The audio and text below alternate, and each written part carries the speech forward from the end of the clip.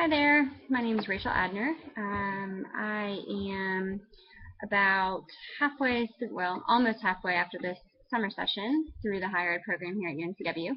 Um, so that's a little bit about me. This summer I am working in housing, which I do year round, but we have the opportunity to stay during the summer.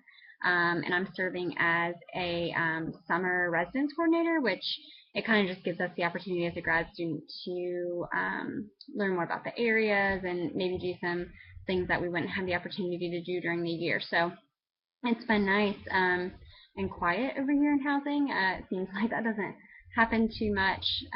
So we're kind of in the calm before the storm, if you will. We only have a couple more weeks before everyone gets back and we kind of hit the ground running again. So, excuse me,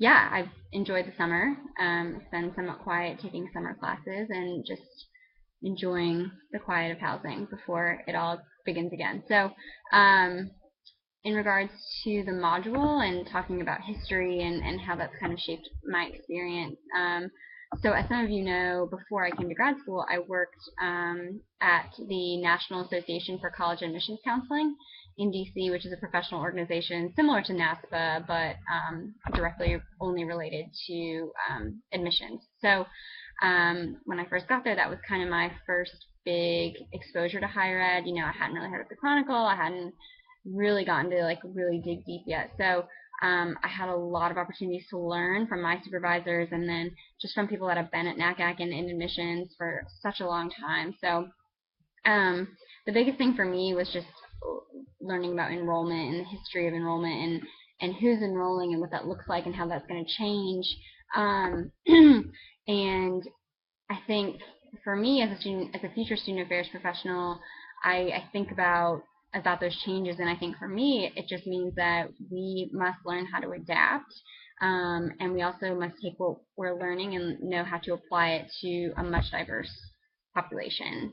You know, no longer is college just for wealthy, high income white males. You know, that's not the case.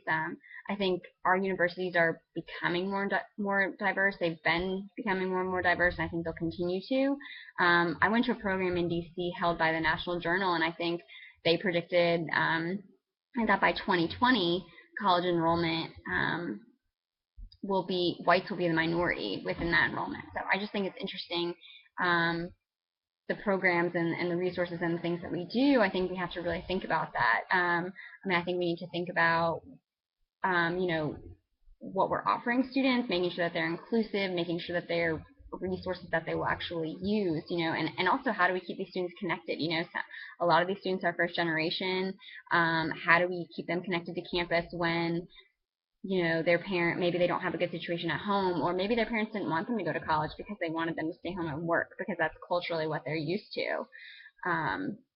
So I think that that's the biggest thing that we need to focus on as student affairs professionals and just continue to pay attention to the enrollment and how that's changing. So I will keep this short and sweet, and I'm looking forward to working with you all.